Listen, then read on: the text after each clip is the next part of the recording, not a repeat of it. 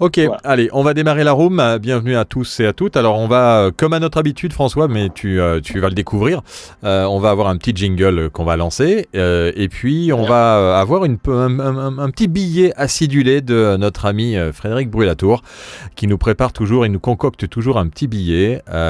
Donc, cette fois, on verra quel sera ce billet. Et puis après, j'ai plein de questions et j'espère que les gens dans la room en auront aussi sur ce label que j'aime beaucoup, je dois dire.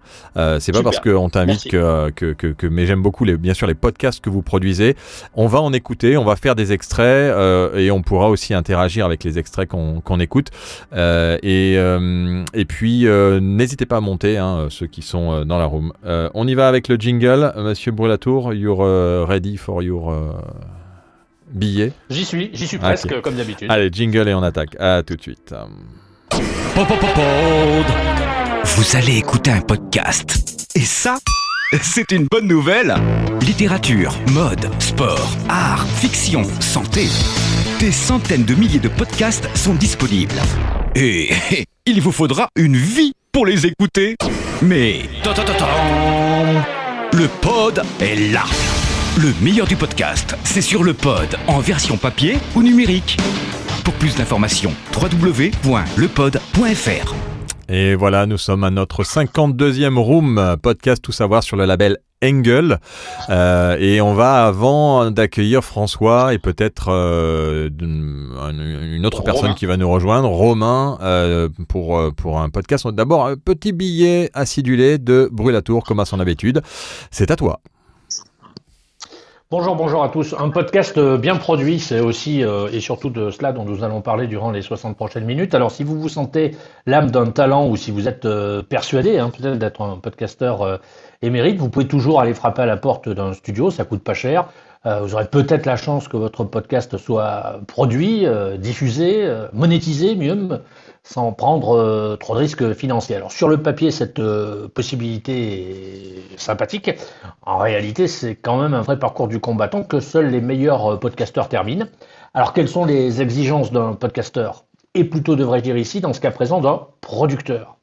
Quelles sont les raisons pour lesquelles ce producteur vous ferait confiance? D'abord, il faut être doué, c'est la moindre des choses.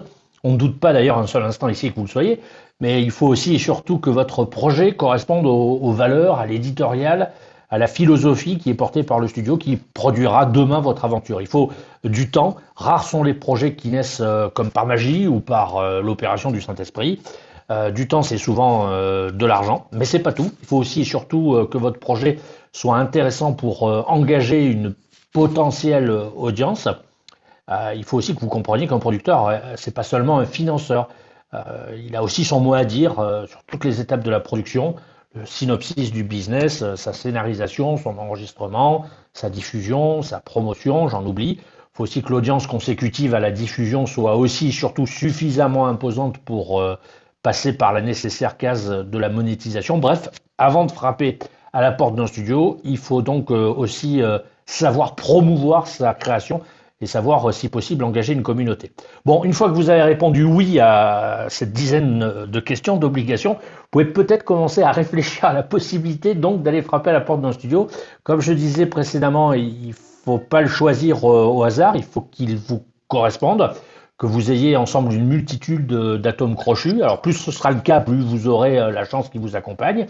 Pourquoi vous devez bien connaître le marché et la façon aussi dont il réagit pour éviter de perdre du temps et accessoirement, on le dit plus rarement, éviter d'en faire perdre aux autres. Alors moi j'aurais, si j'étais à votre place, 3 conseils à vous donner. Le premier, c'est de bien réfléchir à votre projet.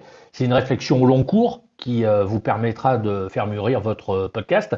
Alors, sprinter, passez votre chemin. Là, c'est uniquement les marathoniens qui jouent la course. Tous les jours, il faut y consacrer un peu de son temps, le contenu abordé, le format, le style, le ton public visé. Il faut poser les bases, autrement dit, couler des fondations en évitant de s'intéresser, par exemple, à la voix, à l'enregistrement, au mixage, à toutes ces étapes qui ne sont que les conséquences des premières. Encouragez un producteur, deux méthodes qui se présentent à vous. La première, vous sollicitez tout ce que compte le pays de producteur, tous, en vous disant que mathématiquement, la proportionnalité de retour sera réelle. peut-être epsilonesque, mais bon, ça suffit des fois pour faire la différence. La seconde, c'est d'être malin. Alors là, c'est plus compliqué. Il faut bien sonder le terrain. Il faut sonner à la porte, par exemple, de chez Engel. Alors, inutile de venir chez Engel avec un podcast sur les recettes de Tata Lucette ou avec un podcast sur vos coups de cœur musicaux. Ça a peu de chances d'aboutir. François me corrigera si je me trompe. 3, privilégier le travail d'équipe. Entamer un processus de création avec à ses côtés un studio. C'est un vrai travail d'équipe. Et dans cette équipe, vous rencontrerez des compétences que vous n'avez pas forcément, des capacités d'analyse qui vous sont probablement étrangères ou inconnues, et puis des stratégies forcément qui ne vous plairont pas. François Cusset, fondateur d'Engel, va vous expliquer tout ça beaucoup mieux que je viens de le faire. Il va vous donner fort probablement des conseils, dévoiler peut-être sa stratégie, évoquer ses besoins en termes de contenu, autrement dit ses projets éditoriaux, détailler peut-être son catalogue, nous dire ce qu'il faut faire, mais surtout ce qu'il ne faut pas faire. Avec Engel notamment pour tenter de produire, on va dire dans le courant de la saison prochaine, un podcast de qualité avec Engel. Super. Merci, voilà, Philippe. Monsieur Brelatour. Voilà, François, première remarque par rapport à ce qui a été dit? Merci Frédéric, merci Philippe de donner la parole. Bravo pour le billet. C'est vrai qu'il y a pas mal de choses effectivement qui correspondent à effectivement nos problématiques et notre manière d'aborder les choses. Nous, on a de par les associés du studio, c'est vrai que certains studios ont été montés par des profils journalistiques. Nous, on est plutôt issus du contenu et de la musique. Donc, c'est vrai que de par déjà cet ADN différente, entre guillemets, on a une manière d'aborder les choses un peu plus sur la partie entertainment et culture. Ça s'est vu sur les premiers projets qu'on a sortis. Mais c'est vrai que le parcours du studio, nous, on s'est créé en 2018, a été fait de montée, de descente, de réflexion, de projection, d'hypothèses. Mais ce qui est assez intéressant, c'est de voir que de manière générale, et ça encore une fois, je pense que mes studios, mes camarades d'autres studios l'ont vécu, c'est qu'on assiste quand même à une révolution autour de l'audio et à des usages de plus en plus croissants. Et c'est vrai qu'il y a aussi une professionnalisation du secteur sur la France, mais également au niveau international. Donc nous, ça nous encourage en tant que studio indépendant de continuer sur cette voie-là. Bien évidemment, on a une manière d'aborder les choses, une manière que je vais expliquer aussi une stratégie entre guillemets globale sur comment on aborde le podcast aujourd'hui. Et on est assez content en fait que ces 2 dernières années nous aient validé des modèles qu'on avait identifiés, imaginés. Et on est très content de voir que ça prend la bonne voie. Après, effectivement, comme tu le disais dans ton billet, on est sur un marathon. On est sur quelque chose, sur quelque chose qui se construit. Et je parle là encore une fois du marché du podcast sur plusieurs années, voire une décennie. Mais on sait, comme à l'époque de la radio libre, il y a de belles choses à faire, il y a des nouveaux usages, donc des nouvelles opportunités, qu'elles soient entrepreneuriales ou artistiques. Donc c'est ça qui nous motive le plus aujourd'hui, c'est d'avoir cette presque feuille blanche et de pouvoir créer des choses avec des talents, des gens, des partenaires. Et c'est aujourd'hui ce qui fait que la journée est plutôt agréable la majeure partie du temps. Ouais, quand tu vas dans tes locaux dont tu as parlé déjà depuis un certain temps, puisque vous les avez inaugurés il y a plus d'1 an, si je ne me trompe, oui, voilà, c'est agréable d'aller travailler. C'est un peu comme aller à la Radio House, quoi. Ça donne envie de démarrer la journée. On va commencer, François, parce que c'est vrai ce qu'on peut tout de suite voir quand on va sur le site de Engel. Alors déjà, c'est en anglais. Ce qui est plus ou moins original par rapport aux autres studios de production. Il y a un site qui est aussi assez original avec une présentation des différentes productions. Et là, on voit l'étendue des podcasts que vous produisez, des shows, comme vous les appelez.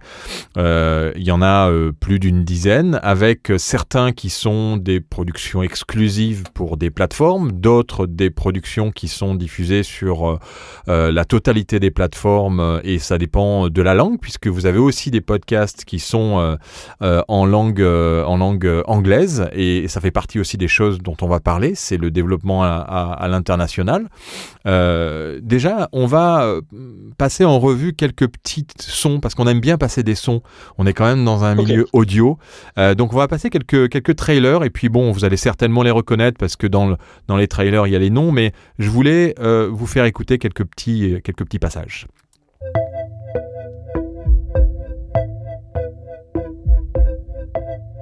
À la fin du XXe siècle, l'érosion des religions consacrées laisse la place à de nouvelles croyances qui prospèrent sur le terreau des utopies et des contre-cultures.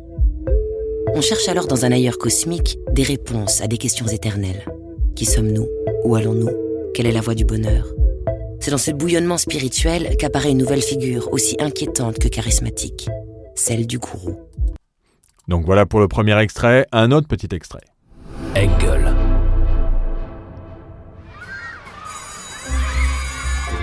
Quand j'étais petite, je voulais être... Quand j'étais petit, je voulais moi, quand être, j'étais petite, je voulais faire... Alors, moi, quand j'étais petite... Ah bah petit, moi je voulais être... J'ai toujours eu envie Alors, petit, je voulais être... Alors oui, à la fin, il n'en restera qu'un, ça on le sait, mais au départ, il en fallait bien un, et pas n'importe lequel. On ne présente plus évidemment l'animateur vedette de Koh-Lanta, qui est aux commandes depuis 2002, celui qui présente également District Z ou Ninja Warrior, toujours sur TF1, cette fameuse chaîne pour laquelle il anima, entre autres, Automoto, F1 à la une, Fear Factor, ou tous les mags de la Coupe du Monde de football et de rugby, pour ne citer que. Mais qui... Et Engel, c'est aussi ça. The Undersiders, ou comment certains barons de la drogue ont influencé la nouvelle pop culture. Les années 80, le hip-hop commence à voir le jour. La cocaïne, elle, est déjà partout. Bientôt, le crack va faire une entrée fracassante dans la vie des ghettos. Cette consommation sans précédent va permettre à quelques dealers de devenir les nouveaux rois de la rue et de représenter d'autres modèles pour leur communauté. The Undersiders va vous raconter le destin de 8 d'entre eux. Et bien sûr, ça en anglais. The Undersiders, or how a handful of drug lords influenced a whole new pop culture. It's the 1980s. It's the beginning of hip-hop. Cocaine is everywhere, and soon crack is about to flood the ghettos. This unprecedented consumption will make some dealers the new kings of the street. The real story of millionaire drug dealers who directly influenced the phenomenal success of hip-hop. Et bien entendu, pour terminer ce petit tour, puisqu'il y a encore plein de choses à écouter, Engel, c'est aussi ça.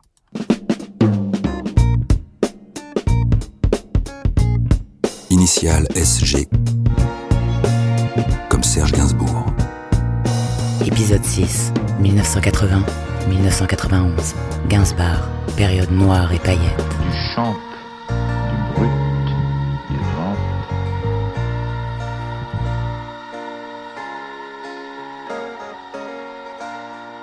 Du champ, du brut, des vents. Alors, ce qu'on peut dire et ce qu'on peut noter chez Engel, c'est quand même une originalité d'abord dans la voix, dans la présentation, dans la manière de se présenter, dans le logo, dans l'écriture, dans la police aussi du logo, dans plein de choses. Tout ça, vous avez tout créé de A à Z et vous aviez bien réfléchi, vous aviez envie de cette couleur, de cette image que vous avez aujourd'hui et qui se dénote quand même des autres studios de podcast en général. Oui, tout à fait. C'est ce que je disais au départ. C'est vrai que nous, les associés ont une culture vraiment autour du contenu. Donc, c'est vrai qu'on a utilisé, que ce soit des grammaires visuelles qui correspondaient à des univers qu'on appréciait dans tout ce qui était séries, documentaires. Donc, ça s'est fait naturellement. On n'a pas forcé le trait. C'était vraiment notre approche quand on s'est mis autour de la table et qu'on a commencé à réfléchir à ce que allait ressembler le label. Donc, ça s'est fait très naturellement par rapport à cette grammaire, ne serait-ce que graphique. Ensuite, mes associés, eux, ont une prod son depuis 15 ans, donc travaillent énormément sur tout ce qui est voix off, documentaire, publicité aussi. Et il y a un terme qu'on a trouvé, c'est ce qu'on nous appelle onboarding sonore, c'est que le moment où la personne met le casque et appuie sur play, il faut tout de suite qu'elle retrouve un environnement qui la mette à l'aise, qui a un côté, on va dire, une valeur ajoutée au niveau de cet onboarding, et puis qu'elle puisse commencer un peu son voyage, entre guillemets, auditif et imaginaire. Donc, c'est vraiment cette grammaire visuelle couplée à cet onboarding sonore qui aujourd'hui commence à caractériser notre studio. Mais c'est vrai que à la base, c'était voulu. Ouais, alors c'est voulu et c'est réussi. Je sais pas ce qu'en pense Bruit Latour. À noter que la plupart des podcasts, ou tous, je ne sais pas, sont en binaural pour ceux qui connaissent. Ça veut dire qu'il y a vraiment une spatialisation du son qui est travaillée au mixage. À l'enregistrement aussi, ou c'est que au mixage que c'est On a fait les deux. On a fait effectivement, on a recréé du binaural en post-prod. Et puis aussi, on a ce fameux micro assez marrant avec les fameuses oreilles qui permettent à un moment donné d'enregistrer directement en situation. Ce qui est intéressant, c'est que les réalisateurs avec qui on travaille, donc qui sont des réalisateurs maison, et les ingénieurs du son également, parfois partent un samedi après-midi dans une forêt pour faire quelques enregistrements sur des séries ou des documentaires. Mais c'est vrai que ça fait partie aussi du côté challengeant, et de voir comment on peut tirer un peu se challenger sur la production et sur les moyens mis en place, parce qu'on sait que c'est encore une fois, c'est d'installer une qualité de fabrication, entre guillemets, une qualité d'écoute pour l'auditeur.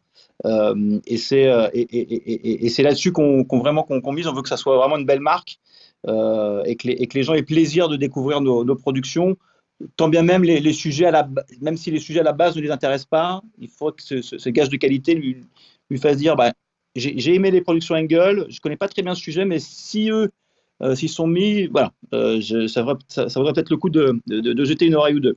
Donc oui, ça fait partie vraiment des guidelines, c'est de l'ADN du studio, toutes ces choses-là. Alors ça fonctionne bien parce que moi le hip-hop c'est pas quelque chose qui m'intéresse fortement et forcément, et quand j'ai écouté The Undersiders et ça faisait partie d'une des sélections que j'avais fait dans un des pods au début, c'est vrai que alors les voix sont quand même toutes assez magiques, celles que vous choisissez. Je pense que vous les sélectionnez pour leur voix rock, ou alors vous choisissez des fumeurs avancés, je ne sais pas, mais en tout cas on les fournit en cartouches de gauloise juste avant les enregistrements. Ouais, c'est ça. Mais les voix sont juste très prenantes, même si au début, quand j'ai écouté The Undersider, je pensais que c'était un peu too much, et en fait, on se laisse emporter, et on se laisse emporter par l'histoire, parce que la voix aussi, comme d'ailleurs les jaquettes, en fait, tout est bien travaillé. Ça veut dire quand même que c'est un énorme investissement en temps, en argent et en savoir-faire de l'équipe, parce que pour réunir tout ça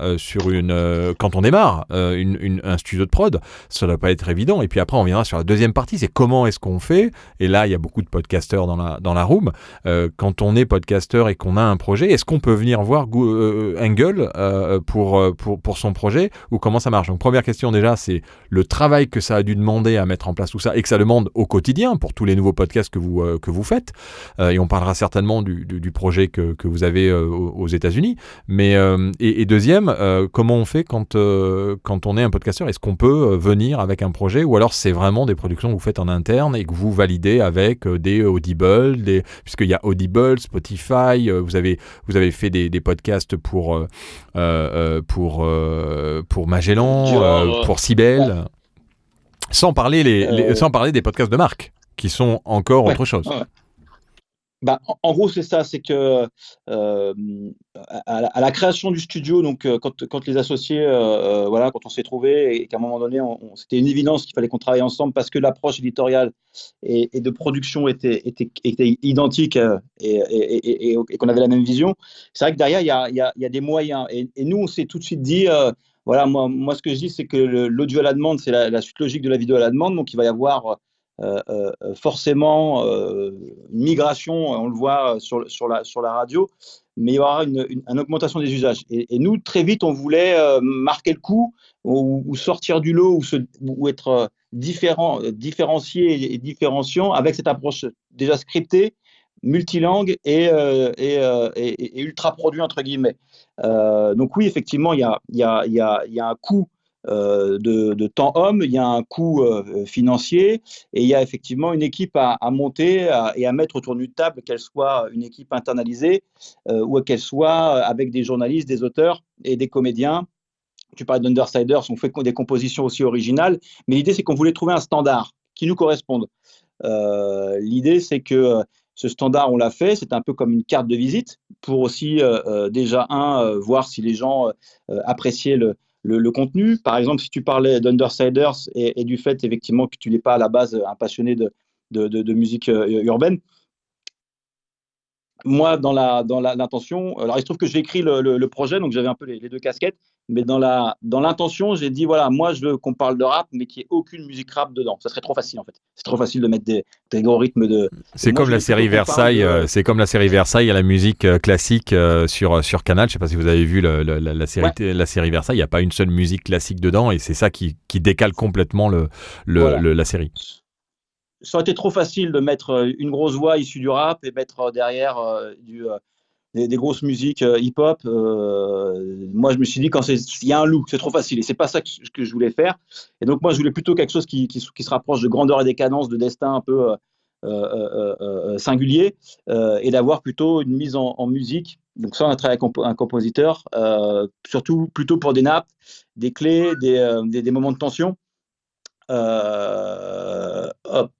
Des moments de tension, voilà, donc vraiment le travail comme une série au niveau de la grammaire visuelle et au niveau aussi de la production. Donc oui, c'est du temps, oui, c'est de l'énergie, mais nous, c'était de montrer, voilà, il y a un renouveau sur l'audio, il y a quelque chose qui se passe sur le podcast. On voulait qu'en 2018, on arrive avec cette proposition-là, et ce qui est intéressant, c'est que quelques mois après, Spotify toque à notre porte et nous demande de produire leur première production originale, dont tu as mis le trailer, qui était Serge Gainsbourg. Donc c'était un peu, voilà, on avait fait une proposition artistique, on va dire, avec ce projet Undersider, et tout de suite on a eu des réponses sur des plateformes qui voulaient de l'exclu, que ce soit Sibel, Spotify. Donc c'est The Undersiders qui a fait que derrière tu as eu des propositions directes.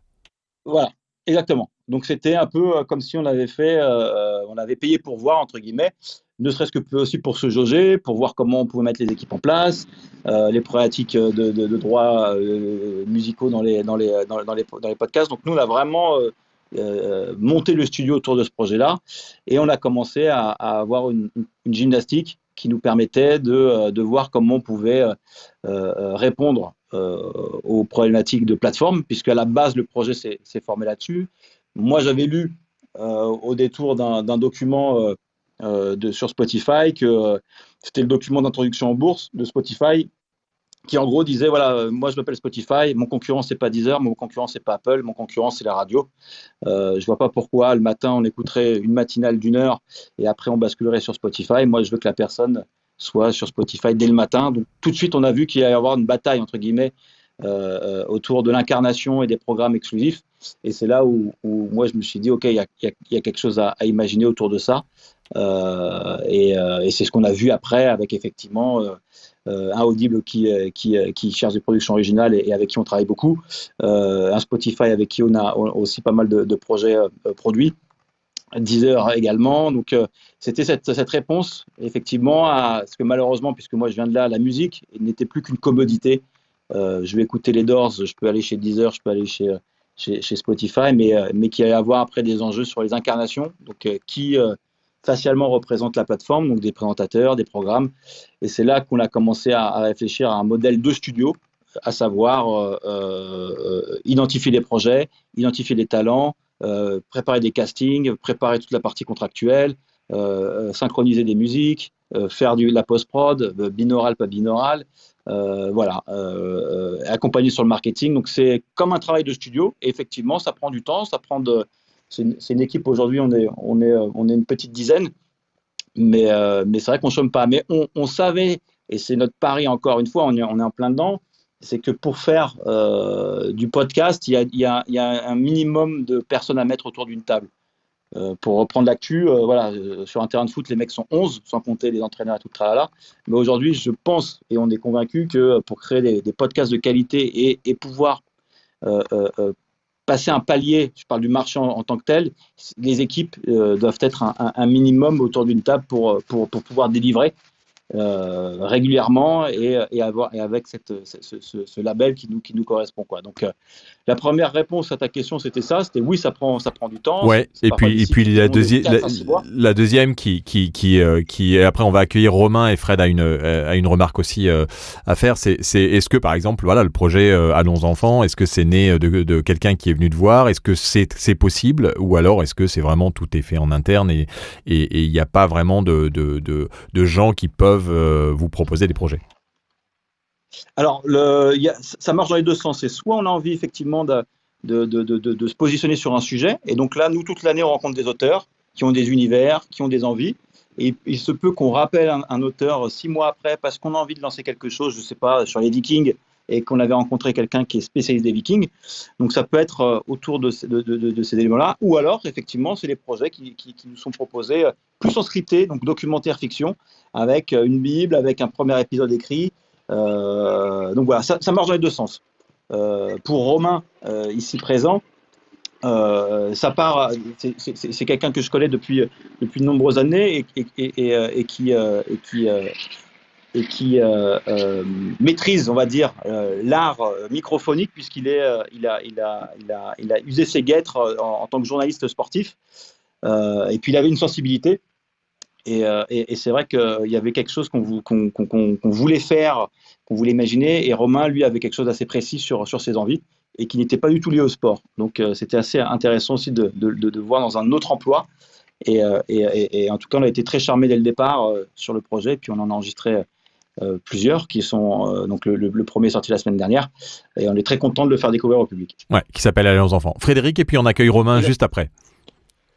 Oui, moi j'avais 4 questions, elles sont très rapides. Pour Engel, quelle est la définition d'un talent dont on parlait à l'instant? Quel est le cahier des charges avant d'entamer la production d'un podcast?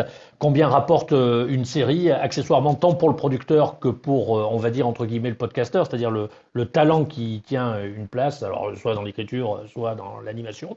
Et est-ce que vous avez entamé des négociations avec des grandes voix françaises? Ce que j'appelle les grandes voix françaises, c'est des personnalités, quoi, des célébrités qui pourraient mieux engager, ou en tous les cas engager plus rapidement les audiences.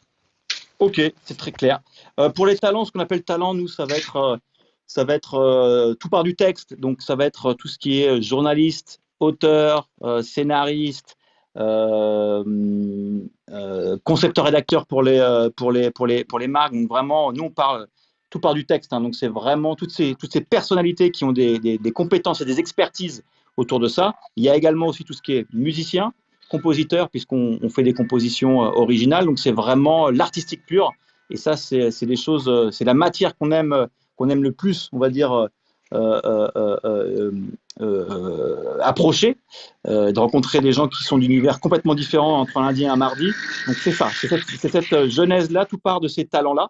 Donc auteur, voix également, donc on nous propose des voix, on a aussi un réseau, on caste beaucoup de voix, donc c'est tous ces talents qui vont permettre qu'un projet qui a à la base une idée, un pitch, vont éclore. Derrière, en interne, nous, on a nos producteurs, réalisateurs et ingénieurs du son.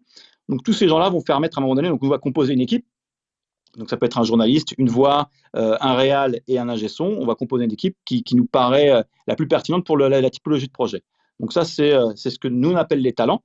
Sur la partie économie, donc nous on a différents modèles aujourd'hui. On a le modèle studio, donc effectivement on va pitcher des diffuseurs, donc ça peut être Deezer, ça peut être Sibel, ça peut être Spotify, ça peut être Audible. Donc nous on leur fait un peu comme un audiovisuel, hein. On va présenter un projet, parfois on a déjà un pilote d'enregistré, et on va vendre, hein. C'est un petit peu la partie, on va dire, commerciale, où on va valoriser le projet, pourquoi on y croit, comment on aborde le traitement audio, quel casting on peut réunir, voilà. Donc ça c'est la partie production. Nous on a un budget généralement à tiroir, c'est-à-dire qu'on peut avoir des choses qui vont du simple au double sur la partie musique. Tout dépend de la personne qu'on va activer. Si c'est une personnalité, un compositeur connu, voilà. Quand tu as mis effectivement le générique de Gainsbourg, c'est Chassol qui a composé la musique originale.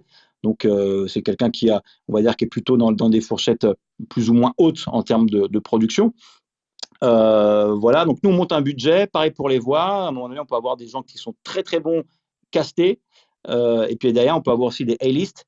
Là on a sorti une série avec Audible où c'est une comédie, ça s'appelle Mission Jean-Loup, avec Lucien Jean-Baptiste, Valérie Bonneton. Donc voilà, c'est vrai que c'est des noms qui permettent après aussi pour la plateforme de pouvoir communiquer, avoir un peu de retombées presse. Donc on est après sur des négos qui sont propres avec les agents. Donc ça, c'est vraiment la partie studio. On monte un budget. Derrière, il faut évidemment qu'on gagne notre vie en tant que producteur.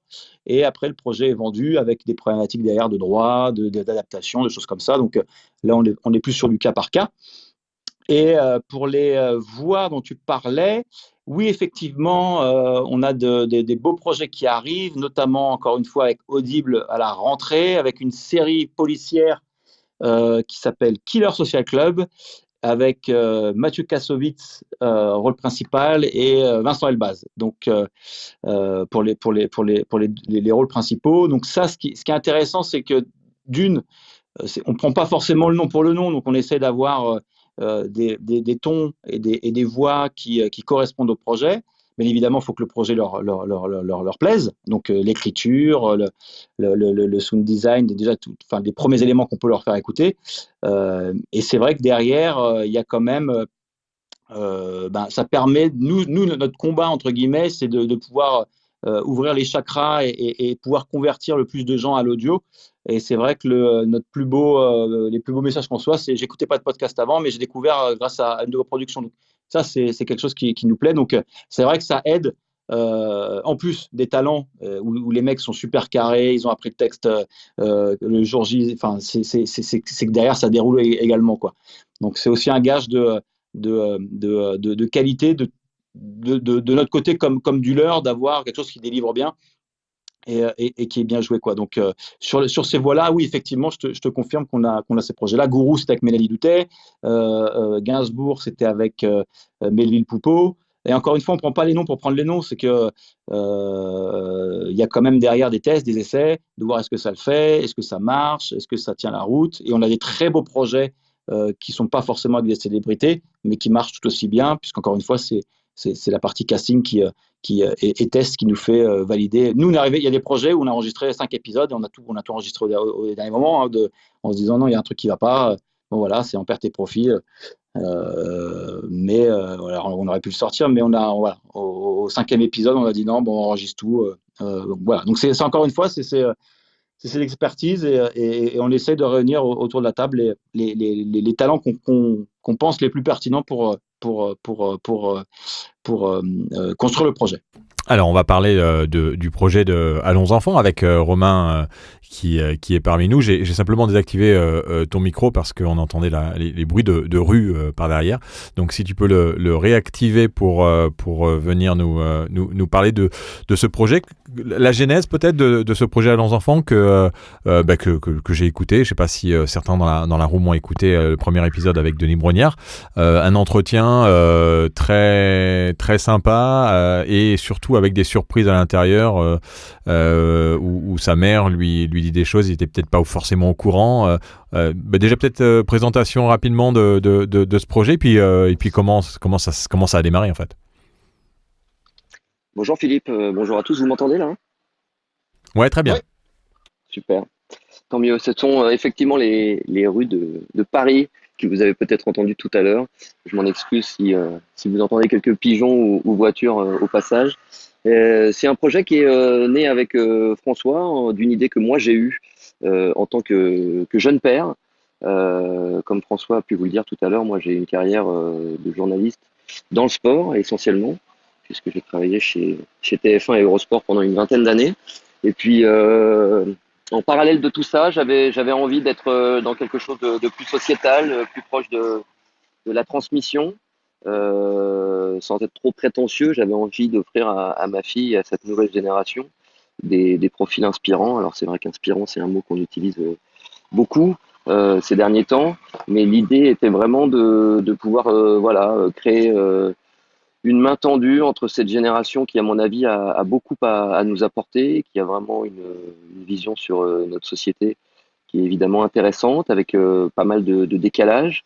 Mais malgré les décalages, je pense qu'il y avait vraiment quelque chose à faire pour que ces générations se parlent, à la fois celles qui ont déjà de l'expérience, du vécu, et puis ceux qui arrivent avec des outils nouveaux, avec plein de thèmes de société évidemment importants. Moi, je fais partie de ceux qui pensent que cette génération va avoir une véritable une importance particulière par rapport au monde qu'on nous propose. Je pense que cette génération a beaucoup de choses à donner, mais il serait peut-être aussi bon qu'ils s'appuient sur l'expérience et le vécu des générations précédentes.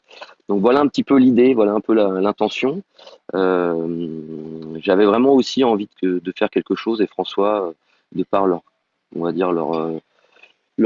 vécu, leur implantation déjà dans l'univers du podcast, me semblait être les personnes idoines pour travailler ensemble. Et puis François, on se connaissait, mais j'ai appris aussi à découvrir l'ensemble des personnes qui travaillent chez Engle, et je crois que philosophiquement, on avait les mêmes intentions, on avait les mêmes envies, à la fois de faire quelque chose de sérieux avec moi, ma méthode journalistique, eux avec leur capacité à produire dans des très très bonnes conditions, et puis surtout l'envie humaine de partager ce genre d'idées, parce que je pense qu'il y a toujours une forme de bienveillance et puis d'envie d'apporter une petite pierre.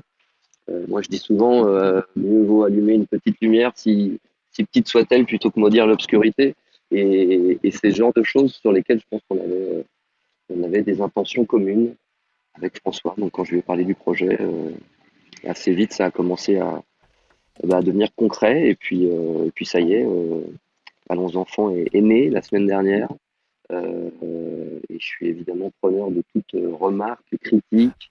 Alors, axe de tout à fait, et c'est un peu l'objet de Clubhouse, c'est justement de pouvoir interagir, et on vous invite dans la room à monter pour, si vous avez écouté, si vous avez des remarques ou des questions à poser à François, à Romain. François, ce qu'on peut dire, c'est quand même que c'était pas dans votre catalogue ce genre de podcast. Est-ce que c'est ça aussi, d'essayer de diversifier ou de tenter de s'aventurer vers des types de podcasts que vous n'avez pas forcément au catalogue, pour pas trop refaire toujours la même chose, ou alors c'est parce que c'est vraiment le projet qui a fait que où il y a un peu des deux dans le projet Allons Enfants?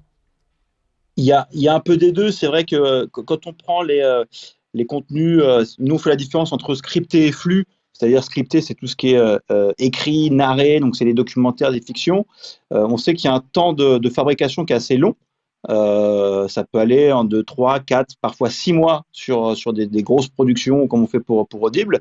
Donc c'est vrai que pendant ce temps-là, il y a un côté frustrant puisqu'on ne peut pas forcément prendre la parole et continuer à proposer de belles choses. Et donc, l'année dernière, on s'est ouvert au talk, mais encore une fois, on s'est dit comment on pourrait aborder à la manière Engle un talk. Donc, c'est encore une fois en ayant des gens avec la même philosophie, le même ADN, les mêmes envies, et puis après, leur apporter justement les meilleurs moyens de production et de distribution et de diffusion derrière pour que le projet puisse prendre vie. Donc on a aujourd'hui En mode avion, qui est quelque chose d'assez léger, autour d'une discussion où on coupe son téléphone avec Fred Testo, où là on a plutôt des gens issus du milieu cinématographique et audiovisuel, donc des scénaristes, des comédiens, des auteurs. Donc ça c'est une première proposition. On a ensuite Featuring, qui est un programme sur la culture rap en France, où là, on va avoir toutes les personnalités. On est parti à Marseille voir IAM, on a eu Joe Star la semaine dernière. Ce qui est intéressant, c'est qu'on parle de musique, et qu'à la base, les programmes devaient durer 1 heure. On est généralement autour de 2 heures, et que les plus jeunes nous demandent nous disent c'est trop court. Donc, on est content, c'est que on arrive à proposer, que ce soit nos programmes de manière générale, des contenus d'un peu plus d'1 heure et que les gens, on va dire, ne trouvent pas ça trop long. Donc ça, c'est cool. On a également Dinguery Room, qui est quelque chose autour de l'environnement du stand-up et de l'humour.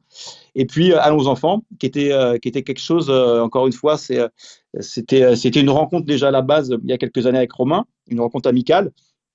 Et derrière, on a commencé à creuser sur des sujets. Et c'est vrai qu'il nous a proposé Allons Enfants. Et il y avait, encore une fois, on s'appelle Angle, c'est pour avoir ce côté angle différent. Et c'est vrai, traiter de l'enfance, de la transmission et de comment, à un moment donné, une personne est devenue la personne qu'elle est aujourd'hui. Ça peut être au détour d'un poster dans une chambre, ça peut être autour d'un cadeau offert à un Noël. Et cette approche-là, encore une fois, qui est bienveillante, nous a plu, couplé avec les talents journalistiques et oratoires de Romain, c'était banco, quoi. Alors comment on fait pour gagner de l'argent avec tous ces podcasts qui sont disponibles partout sur toutes les plateformes? C'est de la pub? Alors aujourd'hui, nous, on a différents modèles. Donc le premier studio, c'est quand on vend effectivement nos productions directement au studio. Ensuite, derrière, il y a sur la partie flux, ça va être effectivement de la monétisation. Avec des encarts publicitaires. Aujourd'hui, on sait que le marché est balbutiant, donc on le fait aussi un peu pour la partie, on va dire, soft power, c'est-à-dire de proposer et de continuer à occuper le terrain, entre guillemets, de production et de projet. Aujourd'hui, nous, on a nos propres studios in-house, nos propres ingénieurs, ce qui fait qu'on peut, entre guillemets, tailoriser les coûts.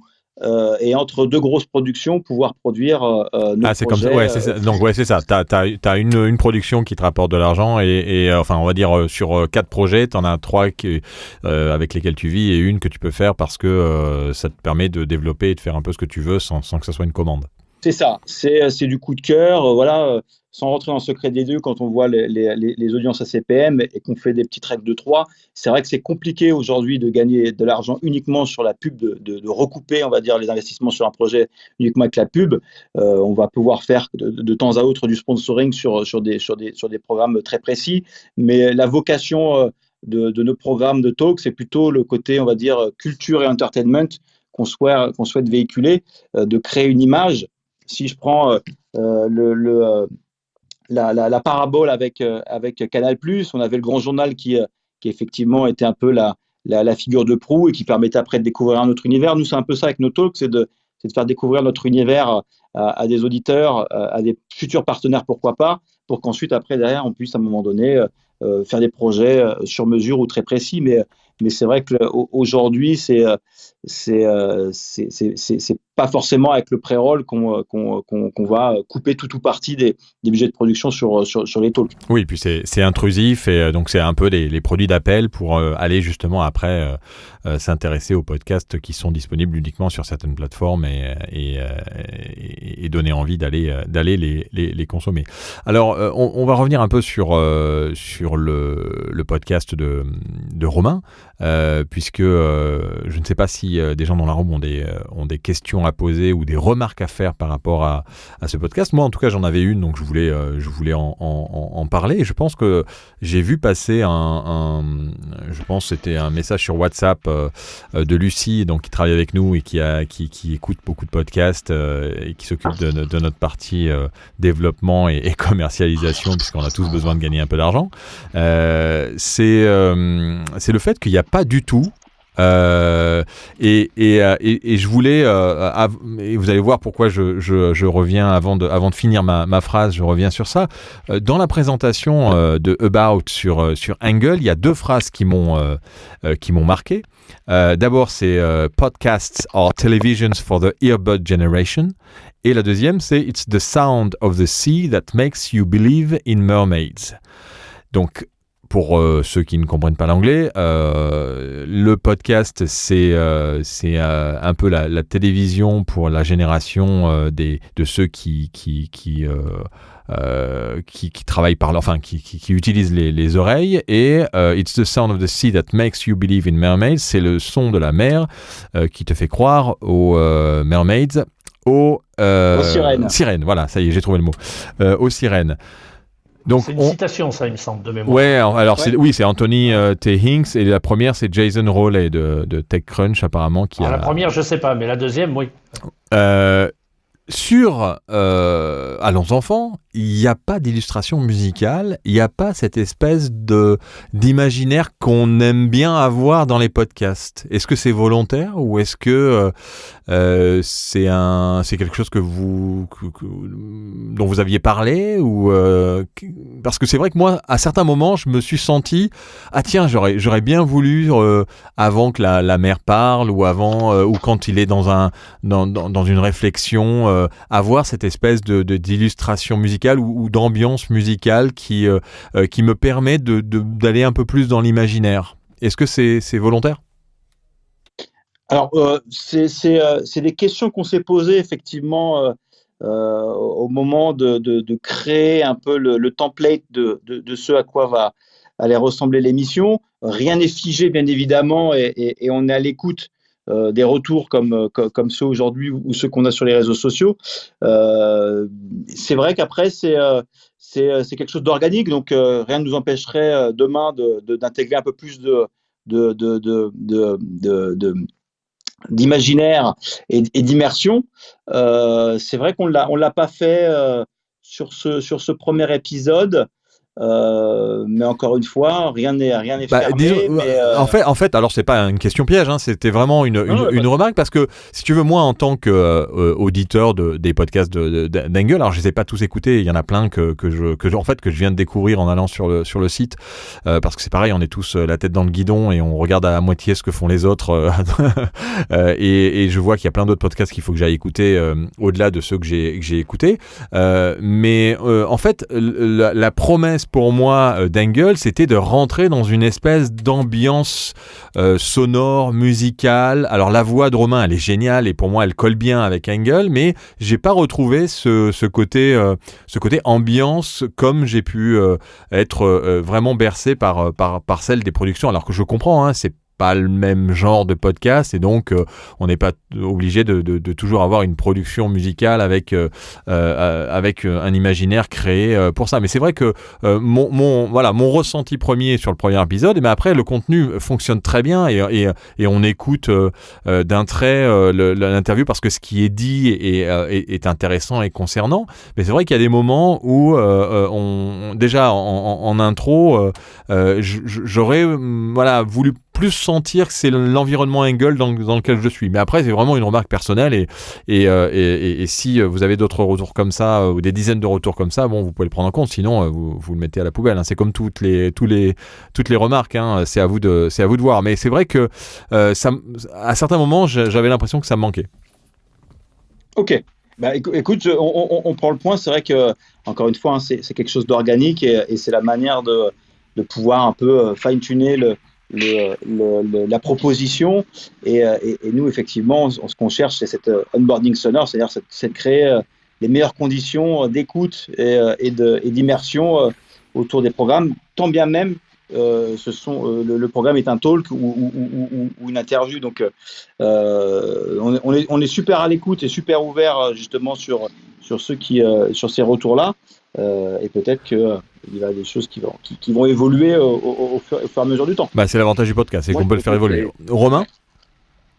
Ouais, effectivement, je trouve que c'est une très bonne remarque. Philippe, on l'avait évoqué avec François. Je crois qu'il y avait peut-être une problématique, on va dire, de droit sur certains aspects. Effectivement, quand on parle de Denis, qui a effectivement cette admiration, cette adoration pour Yannick Noah et cette victoire à Roland-Garros en 83, c'est vrai qu'on est tenté d'avoir éventuellement quelques extraits sonores de cette fameuse rencontre.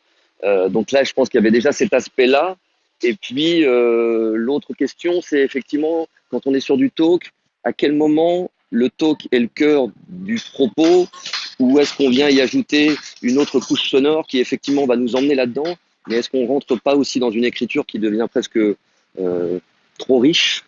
Moi, j'adore cette idée. Je sais qu'on a échangé là-dessus avec François et qu'évidemment rien n'est dans le marbre et que ça pourrait peut-être, en tout cas, de manière un peu subtile de temps à autre, oui, ce serait effectivement une possibilité et peut-être une véritable valeur ajoutée. Ouais, ça fait respirer un peu la narration aussi, et c'est ça qui est agréable quand on est auditeur de podcast. Après, ça dépend dans quelles conditions on l'écoute aussi, hein, mais en général, on aime bien ces petits mots, même si on sait que là, pour la musique, ça va être compliqué, et les droits d'auteur. Alors, on parle de droits d'auteur, notamment pour la musique, mais aussi pour les auteurs et les autrices. Est-ce que c'est aussi des choses que vous regardez de près au niveau d'Angle sur vous faites partie de la SCAM, je suppose. Vous avez signé le contrat SCAM pour les auteurs et les autrices, puisque vous vous positionnez aussi comme auteur.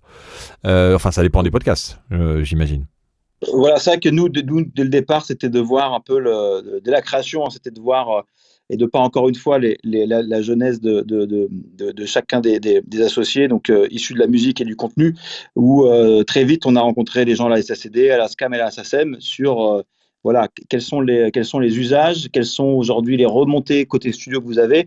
Et effectivement, nous, on fait toujours dans les règles de l'art, c'est-à-dire que toutes les archives, quand il y en a, sont dealées avec les ayants droit. Donc, ça peut être l'INA, ça peut être les maisons de disques et les éditeurs de musique.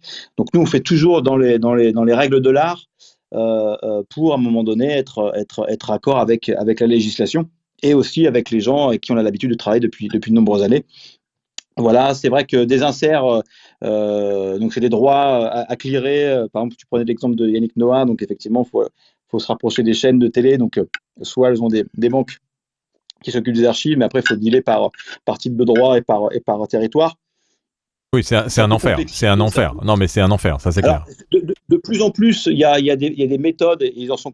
Alors après, c'est toujours le chat et la souris ou l'œuf et la poule. C'est-à-dire que le marché entre guillemets est toujours un peu plus en avance que le législateur. Et c'est vrai qu'il y a un temps d'adaptation avec une offre dédiée podcast. Donc ça commence à arriver. Donc ça c'est très bien pour les studios, les plus grands comme les plus petits. Mais c'est vrai que pour faire dans les règles de l'art, effectivement, il y a ce que nous on appelle la production value, donc c'est un coût supplémentaire sur un insert, 2 inserts de INA. Il faut travailler avec un documentaliste pour sourcer le bon passage. Et puis après, c'est les musiques aussi. Donc effectivement, on peut intégrer des musiques de catalogue. On a l'habitude de travailler avec des ayants droit là-dessus. C'est plus compliqué quand on doit mettre une musique, on va dire, connue du grand public, où là, ça coûte cher et c'est assez long en termes de clearance. Donc, c'est aussi des freins, malheureusement, à date. Il n'y a pas encore de licence globale et sur ces choses-là. Mais on l'espère et je pense que les usages feront qu'à un moment donné, ça sera pour le bien de tous, ayant droit et producteurs compris, et auditeurs, puisque à la fin, c'est eux qui auront l'objet sonore, que ces choses-là se simplifient, on va dire. Oui, comme pour les radios qui donc payent un forfait global pour l'utilisation de n'importe quelle musique. Et bien sûr, il y a des systèmes automatiques pour déclarer, mais là, pour le podcast, c'est un peu le no man's land, même si on a vu que là, sur les plateformes pouvaient maintenant éjecter des podcasts simplement parce que les musiques utilisées n'avaient pas clearé les droits. Et ça, c'est vrai que c'est un gros problème, et je vois que Lauriane est dans la room, puisqu'on en a parlé déjà dans beaucoup de rooms sur cette problématique d'utilisation de musique, et avec effet rétroactif. Ça veut dire que si jamais vous utilisez des musiques dans vos podcasts et que la plateforme vous éjecte, derrière, il peut y avoir aussi des demandes de paiement rétroactif sur l'utilisation des musiques dans les podcasts. Et ça, ça vient de tomber il n'y a pas longtemps, puisque c'était lundi dernier. Ouais. Frédéric, on sait que c'est un sujet. Non, on sait que c'est un sujet puisqu'effectivement, d'une manière très très très macro, les majors aussi regardent d'un œil la consommation de podcasts pour qu'elle ne soit pas faite au détriment de leur catalogue musical. C'est-à-dire que on sait tous qu'il y a une bataille de l'attention, et c'est vrai que plus les usages de podcasts se font en journée, est-ce que derrière, les maisons de disques ne sont pas en train d'en pâtir en termes de stream et de volume? Donc c'est vrai qu'ils sont de plus en plus regardants sur les usages en plus des musiques à l'intérieur des podcasts. Donc c'est effectivement une bataille qui, voilà, on espère qu'on trouvera des solutions et pour que ça puisse à un moment donné aider un peu le marché à se structurer et puis à continuer à croître. Voilà, mais il nous reste 5 petites minutes puisqu'on essaye de ne pas trop dépasser l'heure, même si on a quand même de la marge. Si certains d'entre vous, vous avez encore 5 minutes pour lever la main, si vous voulez venir poser une petite question à François ou à Romain, et je vois Lauriane qui lève la main pour nous dire bonjour et puis poser peut-être une petite question à nos invités. Oui, bonjour. Écoute, j'étais en train d'écouter cette histoire avec les droits d'auteur. Tu as eu peur. C'est surtout que moi, je suis toujours dans l'attente de régler ma facture avec la SACEM où ils me disent, je sais pas à qui envoyer le chèque, hein, entre guillemets. Donc, je trouve que c'est intéressant ce que tu viens de dire, que le truc est tombé, l'info est tombée, et puis finalement, nous, on se retrouve dans la volonté de bien faire, et il y a toujours un gouffre entre, je sais pas. C'est plus simple pour les labels, François, avec la SACEM, vous avez géré ça comment? Vous gérez pas, en fait, vous n'utilisez pas de musique? Alors, si on utilise des musiques, il y a 2 manières d'aborder la musique. Il y a ce qu'on appelle la musique de catalogue. Donc, c'est des catalogues composés de dizaines, voire de centaines de milliers de titres, avec des moyens de licence très, très simples. C'est des forfaits sur des typologies podcast. Donc, eux, ils sont très à même de te fournir, si tu veux, des autorisations, puisque ces musiques-là sont faites pour habiller des documentaires, des séries, un sujet sur Automoto, un sujet dans Silence ça pousse. Donc c'est vraiment des choses qui sont faites avec des leviers des moyens de clearer, on va dire, ces droits-là assez vite. Il y a une grille tarifaire, c'est vraiment très simple. Le plus compliqué, à la limite, c'est d'aller chercher, de trouver la bonne musique qui correspond à tes programmes. Sur la partie, on va dire, l'autre partie qui est celle de la musique grand public, les Doors, Aya Nakamura ou toute chose, c'est beaucoup plus compliqué puisque c'est des demandes au coup par coup.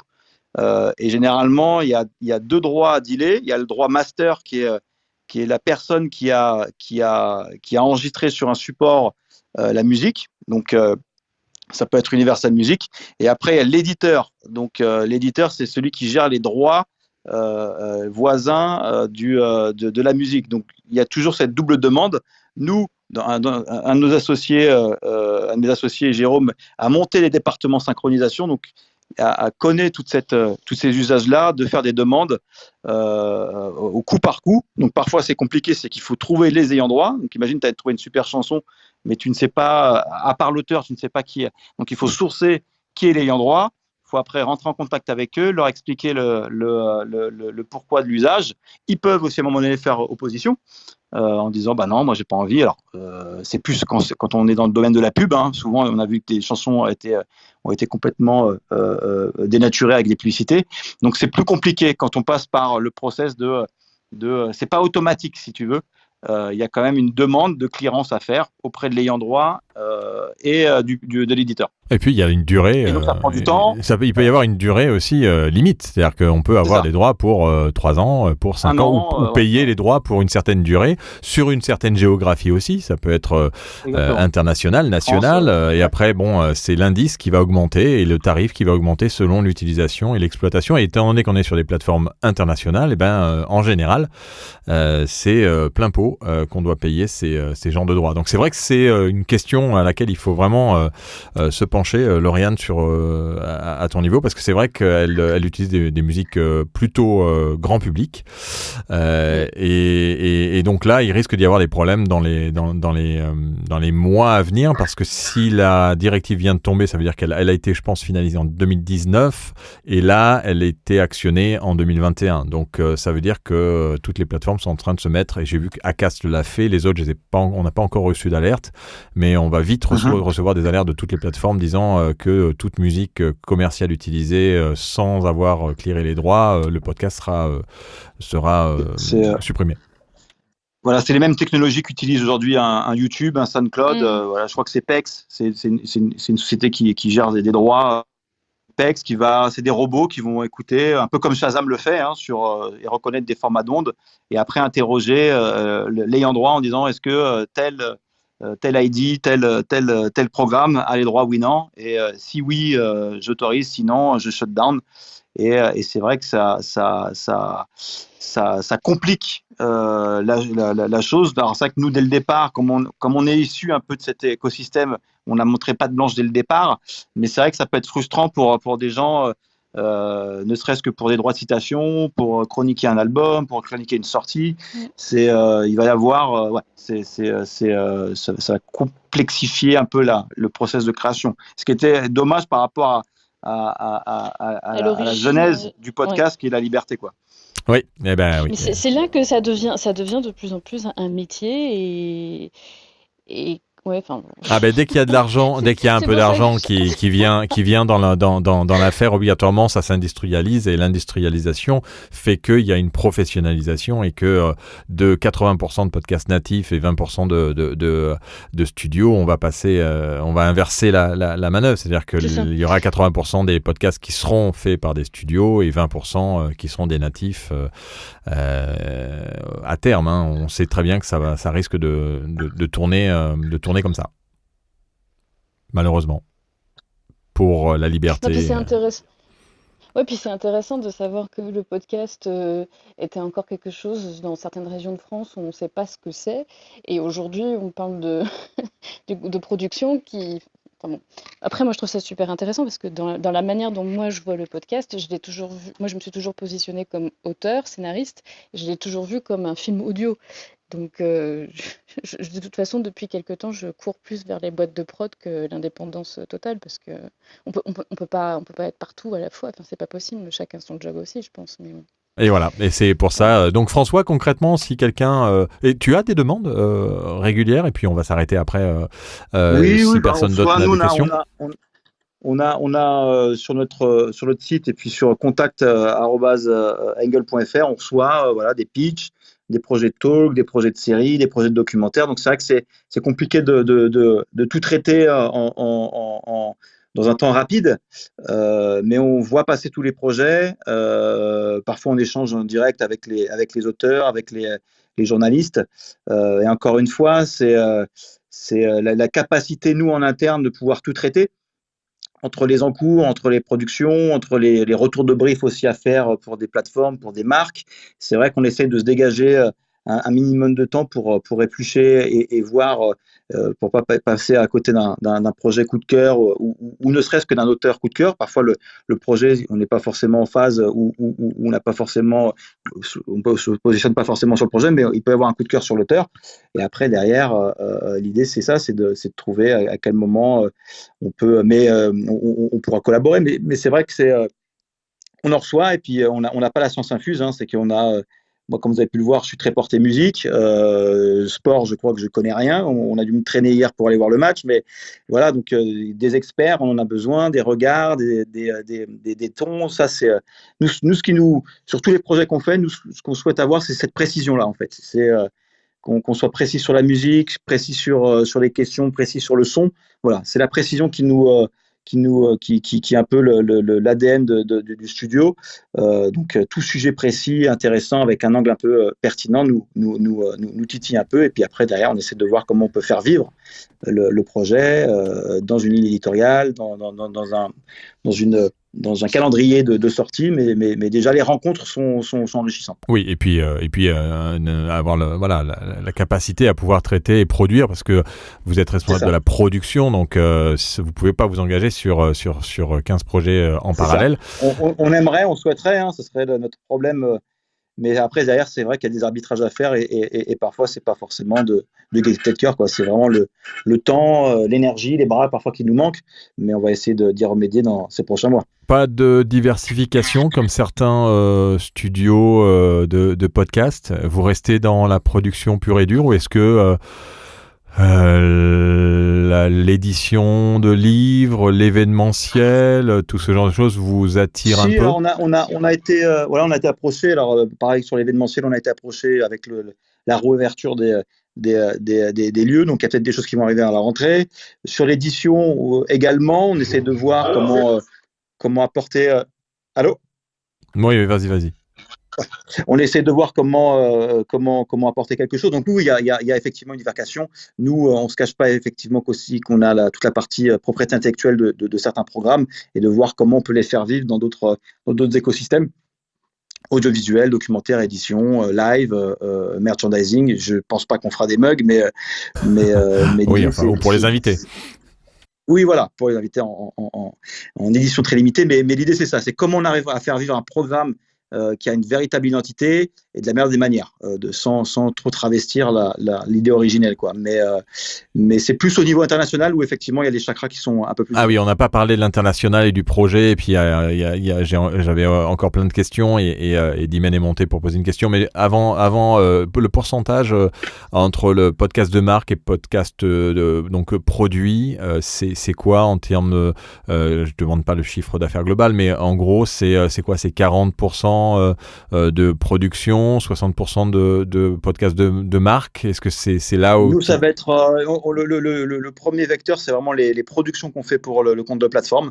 Donc, c'était le modèle originel de studio audiovisuel, c'est-à-dire on produit pour le compte de plateforme. Donc, ça, c'est vraiment le gros cœur. Ça doit être un peu moins de la moitié. Après, effectivement, il y a les podcasts de marque qu'on choisit aussi.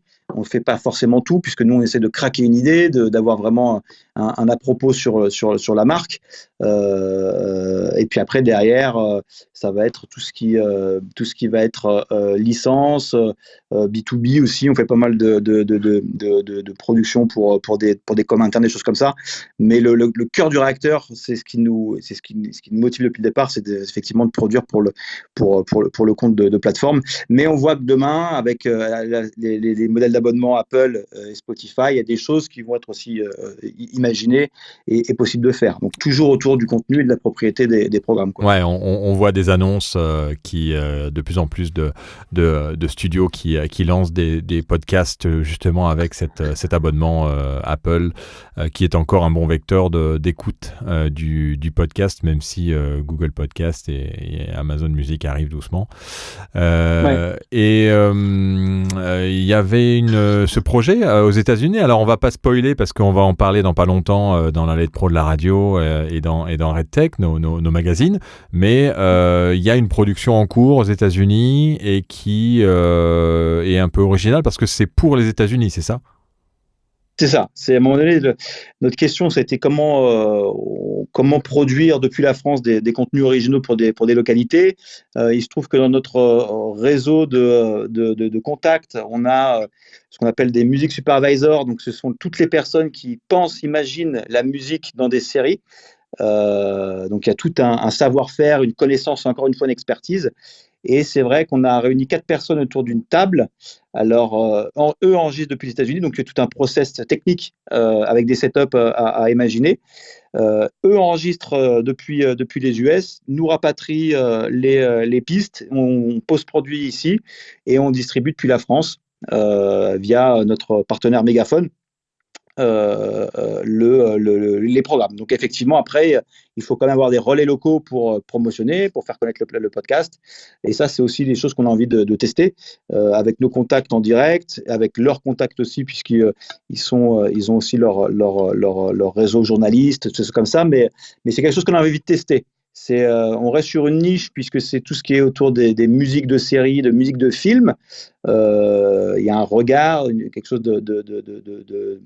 on ne cherche pas le projet transgénérationnel, mais c'est vraiment déjà d'être précis sur un sujet et puis de voir comment, à un moment donné, on peut gérer effectivement en outsourçant les recordings et la post-production d'un pays à un autre. Voilà, c'est la magie du digital qui nous permet aujourd'hui de faire ça. Il y a pas mal de projets qu'on a. Undersider, la version américaine était enregistrée à New York. Dior, on a enregistré, il y a une personne au Mexique. Donc ça, nous, on a la capacité de parler par rapport à nos réseaux de booker un studio en 24 heures dans n'importe quel pays du monde. Et ça, c'est plutôt cool.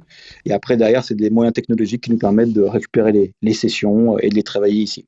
Ben on suivra ça de près. On accueille Dimen pour la dernière question avant de clôturer cette room fort intéressante. Dimen, est-ce que tu nous entends? Si tu peux activer ton micro, si tu as une question ou pas.